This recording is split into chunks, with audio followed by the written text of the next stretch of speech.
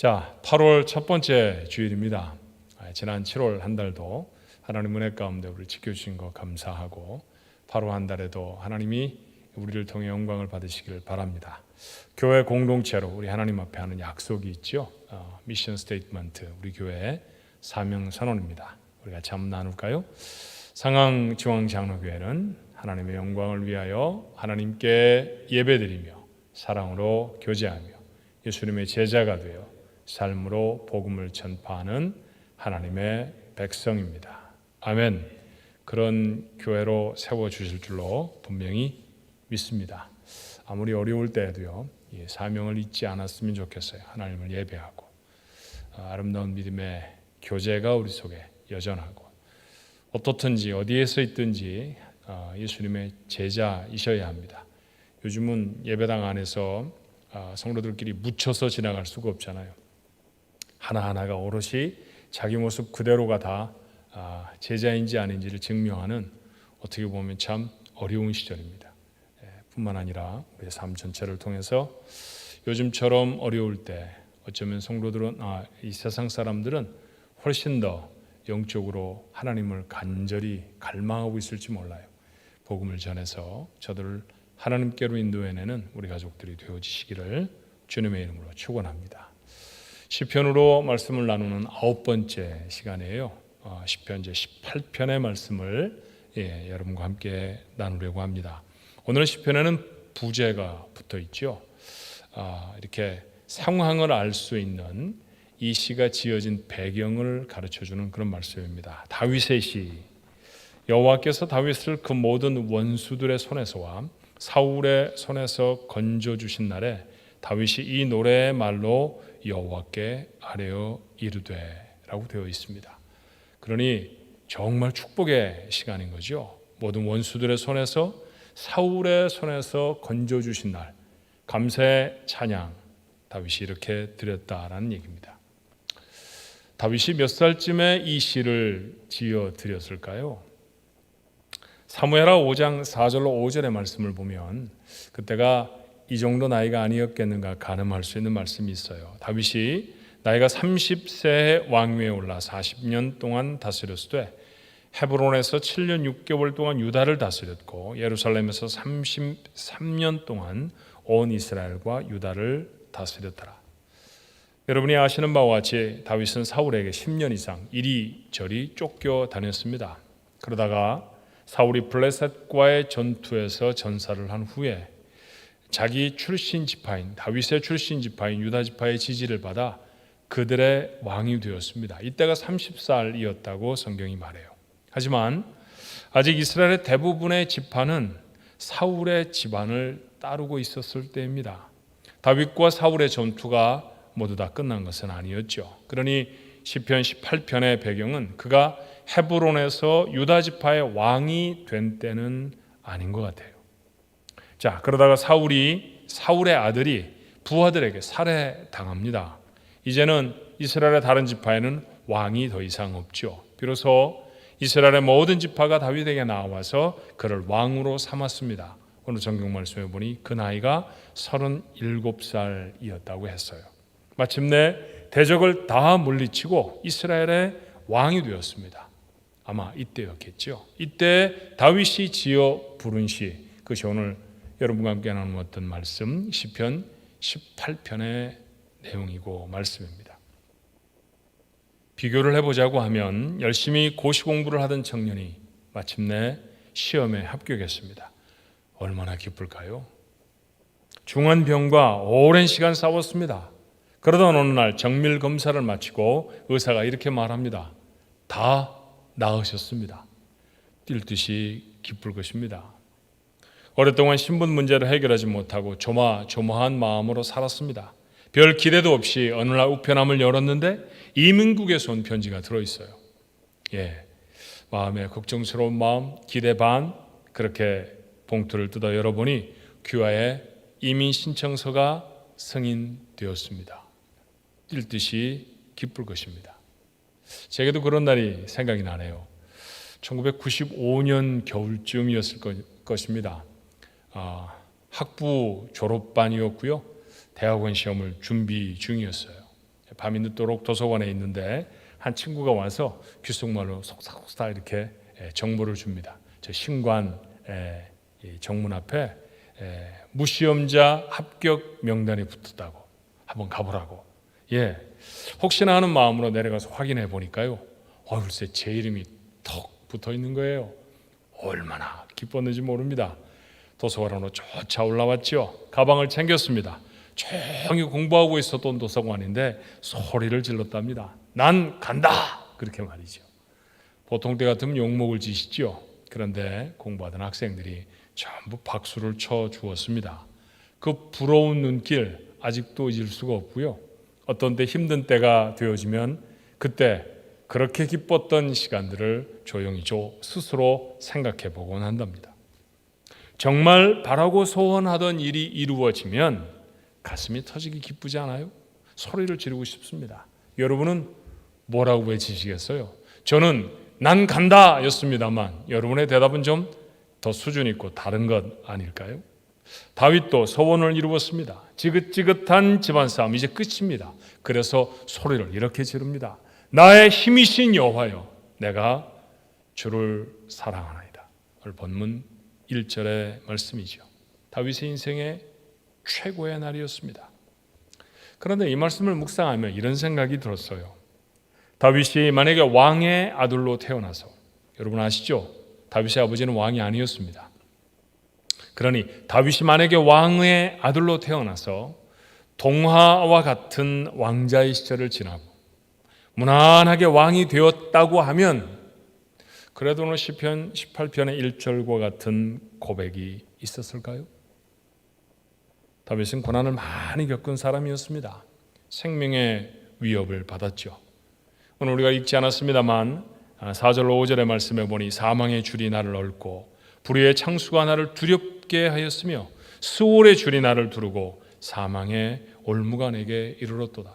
표현은 여러 가지로 했습니다만 우리가 늘 하는 말대로 하면 죽겠습니다, 이 얘기죠. 생명의 위협을 느꼈습니다. 우리야 더워도 죽겠고 배가 불러도 죽겠다라는 얘기 입에 달고 살지만 다윗은 정말 죽을 것 같았습니다. 그의 목을 조여오는 생명을 찾는 이는 다름이 아닌 이스라엘의 왕이었고요, 사사롭게는 자신의 장인이기도 했던 사울이었습니다. 몇 번씩 창을 던져 죽이려고 했고 광야로 도망친 후에도 집요하게 그를 추적하던 사람, 그가 바로 사울이죠. 사울에게는 군대가 있습니다. 명령하면 따를 수 있는 장수들이 있었고요, 그는 명령을 내릴 수 있는 권세도 있었던 사람이었습니다. 다윗은요, 아무것도 가진 것이 없었습니다. 그저 쫓아오면 도망하고 또 도망할 뿐이었죠. 그런 상대도 되지 않은 그 싸움을 수년 동안 계속해야 했습니다. 배신을 당하고 배고픔과 추위를 이겨야 했으며 자존심이 무참히 짓밟히는 일 거의 매일같이 일어났습니다. 그렇게 다윗은 10대의 후반부와 20대의 전부를 이 고난과 맞이하며 보내야 했죠. 매일같이 이 고난이 지나가기를 소원하지 않았겠습니까? 대적들이 다 사라져버리면 얼마나 좋을까요? 아마도 다윗의 마음에서 한순간도 내려놓을 수 없는 간절한 소원이었을 것입니다. 정말 사무엘 선지자가 말한 대로 왕은 될 수 있을까요? 지금으로서는 희망이 거의 보이지를 않습니다. 그런데 그렇게 매일매일을 하루같이 고군분투하며 살던 다윗에게 어느 날 대적은 다 사라져버렸고 하나님이 그에게 약속하신 대로 그는 왕이 되었습니다. 고난이 길고 깊었던 만큼 기쁨도 당연히 컸을 거예요. 하나님이 너무너무 고맙고 감사했습니다. 그는 탁월한 시인이었죠. 마음에 담긴 감격을 이렇게 구구절절히 쏟아냅니다. 본문 2절의 말씀입니다. 여호와는 나의 반석이시오, 나의 요새이시오, 나를 건지시는 이시오, 나의 하나님이시오, 내가 그 안에 피할 나의 바위시오, 나의 방패시오, 나의 구원의 뿌리시오, 나의 산성이시로다. 하나님은 반석이 되셨습니다. 숨으면 안전한 요새이시고 자신을 건지시는 분이셨습니다. 흔들림이 없는 바위셨고요, 어떤 화살도 능히 막아내는 든든한 방패이며 힘있게 붙드는 장수의 팔이었고 아무도 오를 수 없는 산성이었습니다. 다윗은 그렇게 하나님을 경험합니다. 누가 그렇다고 하는 하나님을 어림짐작해 아는 것이 아니라 그 하나님을 만나고 그 하나님을 느끼고 그 하나님과 함께하는 삶을 살아갔습니다. 오래전에 아프리카 콩고로 선교를 갔던 경험이 있습니다. 아주 열악한 곳이었고 정치적인 상황이 불안정해서 여전히 이곳저곳에 반군이 출몰하는 그런 어수선한 곳이었죠. 선교 산터에서 첫날 밤을 자게 됐어요. 한 20명쯤 세계 곳곳에서 온 선교사 또는 자원봉사자들이 머무르고 있는 그런 집이었습니다. 잠이 오질 않더라고요. 일단은 너무 많이 더웠고, 그리고 새로운 땅에 왔으니까 좀 불안하고 설레이는 마음도 있었고, 아마도 시차 때문도 있었을 거예요. 다른 사람이 다 아직 잠들어 있는 새벽에 일어났습니다. 더는 잘 수가 없어서 발가락으로 조심조심 샤워실에 갔죠. 화장실에 가서 더우니까 샤워를 했답니다. 어디서 샤워를 해야 되나 그러고 보니까 수도꼭지가 있어서 틀어보니까 물이 안 나와요. 역시 아프리카였습니다. 수도꼭지는 있는데 물이 나오지 않는 수도꼭지였죠. 근데 옆에 보니까 큰 이렇게 빨간색 고무 드럼통이 있었어요. 그곳에 물이 한 반쯤 채워져 있었는데 이렇게 들여다보니까 아침에 보니까 밑에 뭐 별의별 짐승이 다 있더라고요. 뭐 지렁이도 빠져 있고 뭐 별의별 이 곤충들이 다 빠져 있는 물이었지만 밤에는 새벽에는 잘 보이질 않았습니다. 그래서 그 물을 퍼서 샤워도 하고 세수도 하고 막 그랬죠. 이빨도 닦고. 그리고 제자리로 돌아와서 얼마쯤 시간이 지난 다음에 아침 식사 시간이 됐어요. 아침 식사 시간에 난리가 났습니다. 그 선교사나 책임자가 오더니 눈을 크게 뜨고 말을 하는 거예요. 화장실에 있는 물을 누가 썼느냐는 거예요. 제가 썼죠. 누가 썼습니까? 아무도 그 시간에 나온 사람이 없는데 그 안에 머물고 있는 20사람이 이빨 닦고 세수해야 될 물을 누군가가 전부 다 써버렸다는 거예요. 아니, 드럼통에 반밖에 채워져 있지 않은 물로, 저희 같으면 미국에서 샤워할 때 그거보다 2배나 더 되는 물로 아마 샤워를 했을 것인데, 아니 그 물을 썼다고 그렇게 혼이 날 줄은 몰랐습니다. 그래서 제가 손을 들었죠. 제가 했다고. 원망의 눈초리라니요. 얼마나 부끄러웠는지 몰라요. 그 다음 날부터는 세수대에 하나 물을 받아놓고 그걸로 머리 감고 이빨 닦고 세수하고 샤워하고 다 했답니다. 그게 되더라고요. 세수대 하나로도 충분히 닦을 수 있다는 것을 제가 그때 알았습니다. 그리고 한 15일쯤 있다가 미국에 돌아왔나요? 돌아와서 집에서 샤워를 하는데 샤워 꼭지에서 물이 막 쏟아지는데요. 갑자기 눈물이 나는 거예요. 이야, 샤워 꼭지에서 물이 나오는구나. 이렇게 물을 마음껏 쓸 수 있는 곳에 돌아왔구나.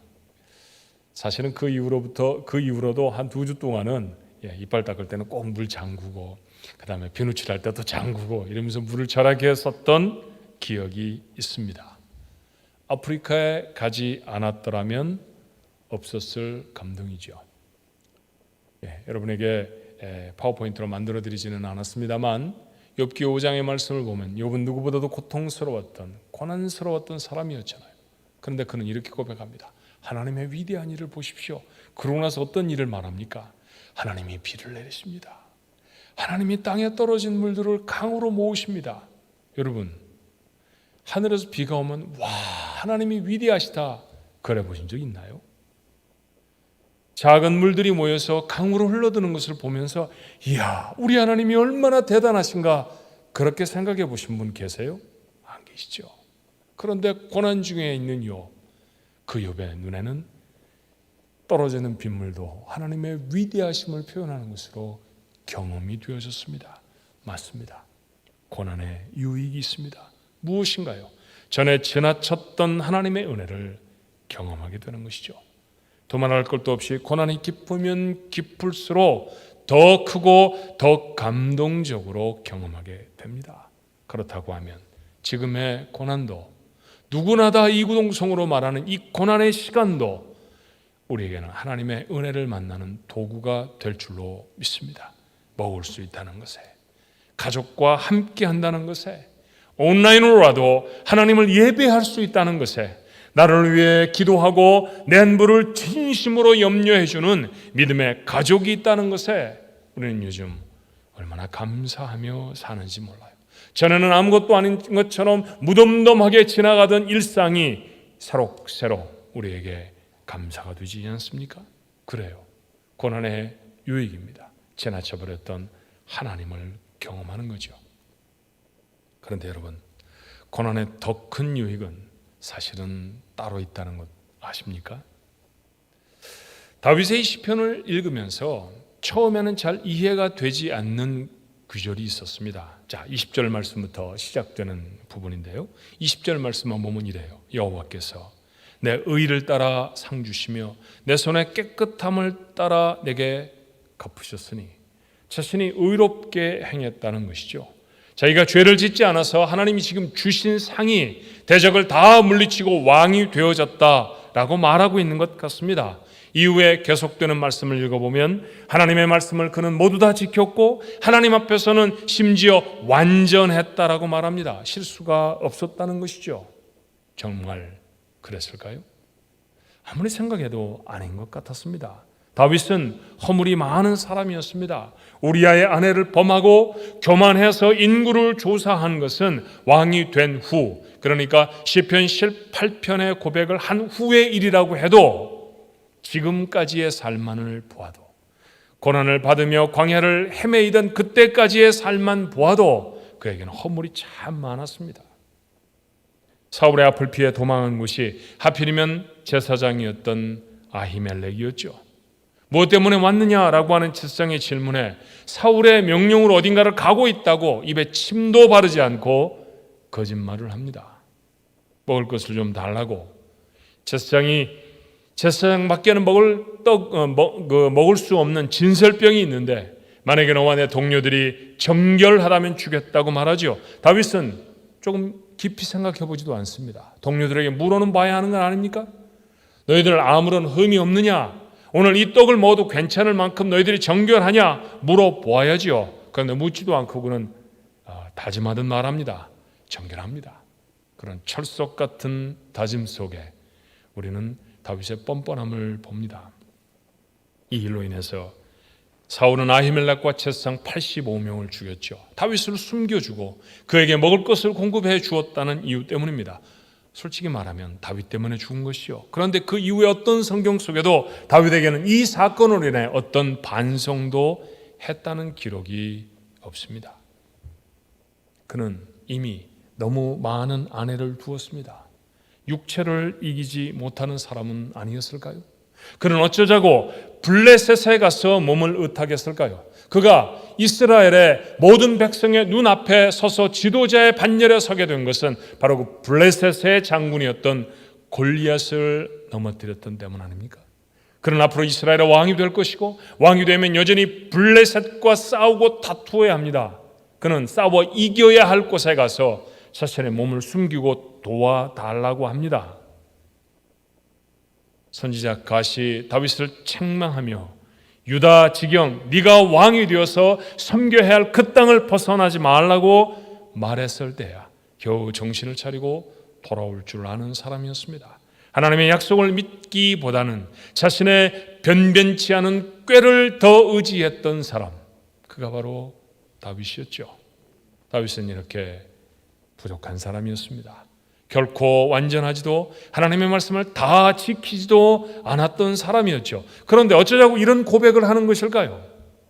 읽고 또 읽다 보니 이런 생각이 들었어요. 어쩌면 다윗은 이렇게 말하고 있는 것인지도 모릅니다.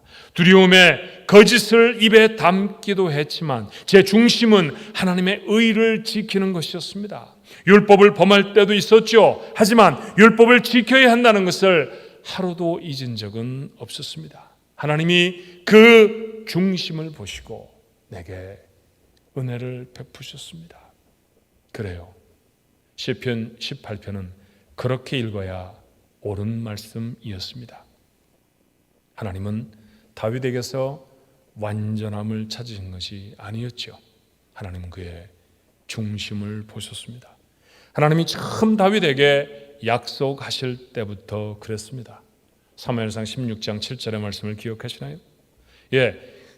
덩치가 참 좋고 대단히 총명하였던 다윗의 형들, 그 형들을 하나씩 지나쳐가며 사무엘이 하나님께 드렸던 질문이 있죠. 하나님, 도대체 이 집에 누구를 선택하시겠다는 말입니까? 저 엘리압을 보십시오. 얼마나 잘생겼습니까? 얼마나 똑똑합니까? 이스라엘의 왕이 될 만하지 않습니까? 그때 하나님이 하셨던 말씀을 7절은 이렇게 적습니다. 여호와께서 사무엘에게 이르시되 그의 용모와 키를 보지 말라. 내가 이미 그를 버렸노라. 내가 보는 것은 사람과 같지 아니하니 사람은 외모를 보거니와 나 여호와는 중심을 보느니라 하시더라. 그리고 하나님은 다윗을 선택하십니다. 하나님의 말씀을 그대로 옮긴다고 하면 하나님은 다윗의 무엇을 보고 그를 선택하셨을까요? 맞아요. 그의 중심을 보고 그를 선택하십니다. 다윗의 중심에 무엇이 있었던가요? 하나님이 있었습니다.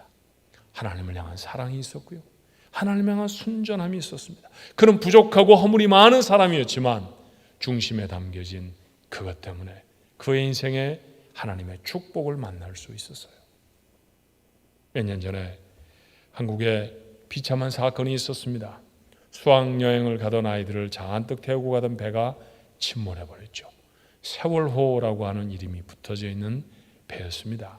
그런데 그 이후에 하도 많은 뉴스들을 보면서 우리는 배에 대한 지식들을 좀 얻게 되어졌죠. 배는 그렇게 쉽게 침몰하지가 않는답니다. 장치가 있대요. 배 바닥에, 배 맨 아래 그 배의 무게의 중심에 필요한 양의 물을 채우면 배는 그렇게 넘어지질 않는다지요. 그 물을 평형수라고 부른다는 것도 그때 알았습니다. 이 물이 제대로 들어있으면 배는 오뚜기처럼 일어섭니다. 이런 영상도 있더라고요.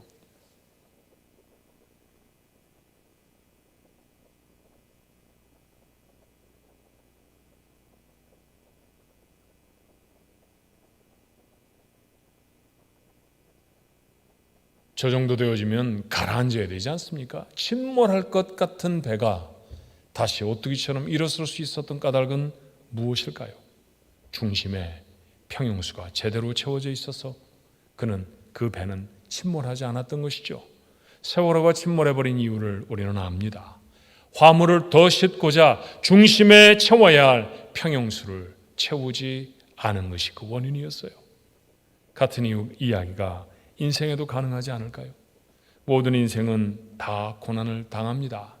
파선하는 인생도 있고 오뚜기처럼 다시 일어나는 인생도 있어요. 차이가 무엇일까요? 중심입니다. 그 중심에 무엇을 채웠는가가 그 이의 생존을 좌우합니다. 세상의 욕심을, 허접한 땅의 것들이 좁아서 그것들로 가득 채워놓으면 하나님의 사람으로 다시 일어서지 못합니다. 우리가 만약 하늘의 백성이라고 하면 우리의 중심에 채워야 할 것이 있습니다. 오늘 다윗은 하나님을 찬송하며 우리 인생에 무엇을 채워야 할지, 그 중심에 채워야 할 것이 무엇인지를 자신의 시편 18편을 통해 우리에게 가르칩니다. 그 첫 번째는 기도였다고 생각이 들어요. 자, 시편 18편 6절의 말씀을 볼까요? 내가 환난 중에서 여호와께 아뢰며 나의 하나님께 부르짖었더니 그가 그의 성전에서 내 소리를 들으시며 그의 앞에서 나의 부르짖음이 그의 귀에 들렸도다. 고난이 아니라고 하면 다윗은 이렇게 절절하게 기도하지 않았을 것입니다.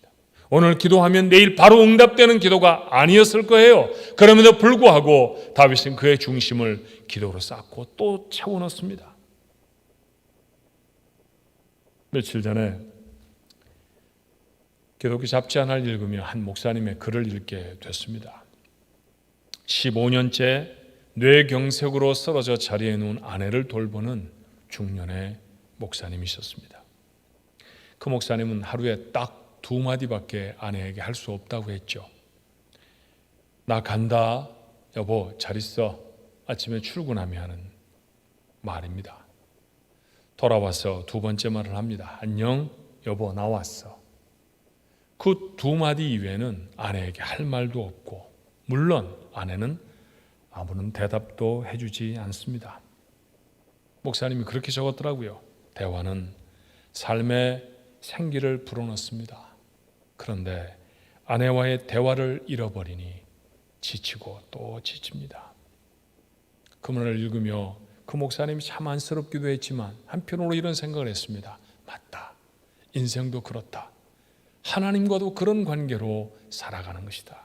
하나님과 대화하지 않으면, 하나님과 대화가 끊겨버리면 인생도 메마르고 지쳐버립니다. 고난을 이길 힘을 잃어버립니다. 그래서 하나님께 말해야 합니다. 우리가 하나님께 하는 말을 가장 쉽게 뭐라고 말하던가요? 기도라고 말하지 않습니까? 그래요. 기도는 인생에 부딪혀오는 파도를 뚫고 나갈 생기를 얻게 합니다. 무엇을 기도하고 얼마나 응답받았느냐보다 사실 더 중요한 것은 하나님께 내 이야기를 하고 있다는 것이죠. 이야기를 절절하게 만드는 것, 이야기가 진실하게 되어지도록 하나님 앞에 그렇게 간절히 구하도록 만드는 것, 그게 고난입니다. 그래서 고난은 우리의 중심을 기도로 채우게 하는 축복인 줄로 믿습니다. 고난의 시간을 지나시잖아요. 우리의 삶에 채워야 할 것이 있습니다. 무엇인가요? 기도입니다. 응답되지 않는다고요? 그래도 채우는 겁니다. 그래도 또 채우고 그래도 또 채우는 것입니다. 아내에게 뭔가를 말하면 바로바로 응답이 되던가요? 그렇지 않죠. 그런데 그런 대화를 통해서 우리는 부부가 살아갈 생기를 얻는다고 했습니다. 하나님과도 마찬가지입니다. 내가 오늘 기도하는 것이 당장 기도를 마치고 일어서면 응답으로 내 삶에 주어지지 않더라도 하나님 앞에 기도하고 내 사정을 아뢰고 눈물로 부르짖을 때 이 세상을 살아갈, 나를 덮치려고 일어선 파도를 뚫고 나갈 힘과 능력을 얻는 줄로 믿습니다. 그것을 중심에 채우십시오. 어떤 파도도 여러분을 침몰시키지 못할 줄로 믿습니다. 두 번째는 말씀이에요. 다윗의 뇌리에서 하나님의 말씀이 사라진 날이 있었을까요? 없었을 것입니다. 그는 시편 18편 22절에 이렇게 말해요. 그의 모든 규례가 내 앞에 있고 내게서 그의 율례를 버리지 아니하였음이로다. 그의 앞에는 늘 하나님의 말씀이 있었습니다. 우리가 미루어 짐작할 수 있죠. 때로 지키지 못할 때도 분명히 있었을 것입니다. 그래도 말씀을 중심에 담습니다. 어떤 때는 이해가 되지 않는 말씀도 있습니다. 그래도 그 말씀도 자신의 중심에 담습니다. 이렇게 자신의 마음에 계속 말씀을 담는 것이 다윗의 삶이었습니다. 그에게 하나님의 말씀이 어떤 것이었길래 그렇게 자신의 삶에 담았을까요?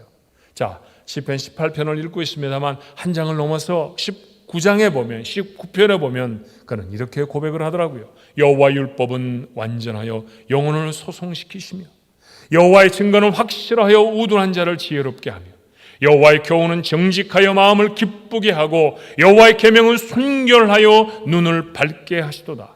여호와를 경외하는 도는 정결하여 영혼까지 이루고 여호와의 법도 진실하여 다 의로우니. 맞아요. 다윗이 만난 하나님의 말씀, 완전해서 영혼을 살리시는 것이었습니다. 미련한 마음을 하나님의 말씀이 밝히신다고는 믿습니다. 순간에 공기 중에 흩어져서 사라질 사람의 말과 같지 않고 하나님의 말씀은 영원합니다. 그리고 마침내 인생에 기쁨을 주실 것, 그것이 바로 하나님의 말씀이에요.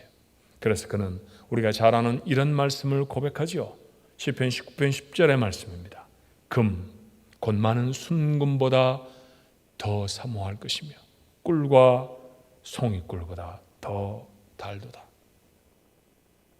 3000여 년 전에 꿀은 가장 맛있는 음식이었습니다.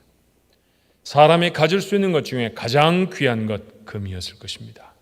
꿀은 때로 죽은 자도 살리는 약이었고요. 금을 얼마나 가졌느냐가 그의 부유함을 증거하는 것이었습니다. 그런데 꿀처럼 달고 금보다 귀한 게 하나님의 말씀이었어요. 다윗에게 하나님의 말씀은 꿀 같았습니다. 그렇게 자신의 삶의 중심에 하나님의 말씀을 채웁니다. 그랬더니 수없이 고난의 파도를 맞아도 침몰하지 않고 다시 일어설 수 있었죠. 그의 중심에 기도가 있었고 하나님의 말씀이 있었기 때문입니다. 어려움을 이겼습니다. 고난이 다 사라진 것 같은 기쁨의 순간을 맞았습니다. 다윗이 기쁨에 겨워 외칩니다. 하나님, 제가 하나님을 사랑합니다. 중심의 소리입니다. 이 소리가 여러분에게도 있습니까? 이 소리를 높일 중심이 여러분에게도 준비가 되어 있나요? 고난의 시간을 지나죠. 분명히 믿기는 유익이 있을 줄로 믿습니다. 어떤 유익이어야 할까요? 고난을 다 지나갔더니 새로운 직장이 생기고 돈을 많이 벌고 평안해서 이전보다 훨씬 윤택한 삶을 살고 그랬으면 좋겠습니다만 사실은 그것은 하나님의 말씀이 약속하는 복이 아닙니다. 고난을 지나고 난 다음에 우리의 중심이 채워져 있어야 합니다. 중심을 채우는 유익이 고난을 통해 얻어질 수 있어야 해요. 무엇으로 중심을 채울 것입니까? 기도입니다. 말씀이어야 합니다. 응답되지 않을 것 같아도 기도하십시오. 하나님을 향해 입술을 여는 사람이 광야 같은 인생을 지나갈 힘을 얻습니다. 이해가 되지 않아도 지키기가 너무 어려워 보여도 하나님의 말씀을 읽습니다. 묵상합니다. 그리고 암송합니다. 중심에, 내 삶의 중심에 말씀을 채우는 것입니다. 어려우면 어려울수록 더 채워야 합니다. 겨우 바닥을 적실 기도, 말씀 아닙니다. 산더미 같은 파도에 쓸려도 다시 일어서기에 넉넉한 기도와 말씀이어야 합니다.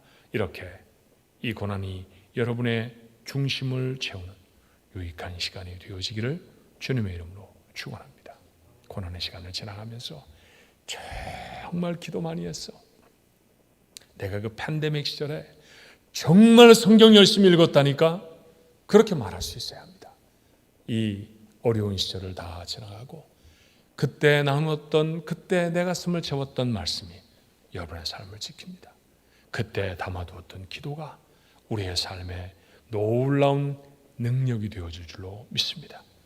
자신의 인생을 절반쯤 살아낸 다윗은 생각보다는 인생을 길게 살지를 못했어요. 30의 왕이 되어져서 40년, 헤브론에서 7년, 그 다음에 유다 전체, 이스라엘 전체를 다스리는데 33년 절반, 그렇게 40년을 통치했다고 하니까 70살밖에 되지 않았잖아요. 그죠? 그는 70세에 생명을 내려놓습니다. 그러니 오늘 우리가 읽고 있는 말씀은 그의 인생의 절반쯤에 해당되는 말씀이에요. 인생을 절반쯤 살은 그가 이렇게 외칩니다. 1절의 말씀이죠. 나의 힘이 되신 여호와여, 내가 주를 사랑하나이다. 그냥 나오는 말씀이 아니고요. 그의 중심에 하나님의 말씀이, 그의 중심에 기도가 채워져 있기에 모든 문제와 어려움들이 지나쳐졌을 때 그렇게 외칠 수 있는 목소리였다고 믿습니다. 여러분의 목소리도, 제 목소리도 그래야 할 줄로 믿습니다. 오늘 다윗의 고백이 우리 가족들 모두의 고백이 되시기를, 오늘 예배에 참석한 하나님의 사람들 모두의 고백이 되어지시기를 주님의 이름으로 축원합니다. 기도하십시다. 때로 고난을 만나고 때때로 어려움을 지나갈 때 저희들이 가장 부지런히 했던 것은 원망이었습니다. 절망하는 것이었습니다. 하나님, 그건 아닌데요. 지나놓고 나면 그건 아니었어야 하는데, 주님, 저희들은 고난을 지나가고 있습니다. 벌써 몇 개월째 이런 똑같은 고난과 어려움의 시간을 지나지만 도대체 무엇으로 인생을 채우고 있습니까? 다윗이 채웠던 것, 기도였습니다. 다윗이 그의 삶에 채웠던 것, 하나님의 말씀이었습니다. 우리도 그래야 합니다. 우리의 중심이 하나님의 말씀으로 채워져 있을 때, 기도로 채워져 있을 때, 또 다른 파도가 우리를 엄습해 몰려온다 할지라도 뚫고 나가 이기게 될 줄로 믿습니다. 사랑과 은혜가 많으신 아버지, 이때 우리의 중심을 거룩함으로 채우는 하나님의 백성들이 되게 해 주셔서 우리도 우리의 삶에 하나님이 이루어 주신 놀라운 축복의 시간들을 만났을 때 나의 힘이 되신 여호와여, 내가 주를 사랑하나이다 고백할 수 있는 우리 모두가 되도록 축복해 주옵소서. 예수님의 이름으로 간절히 기도하옵나이다. 아멘.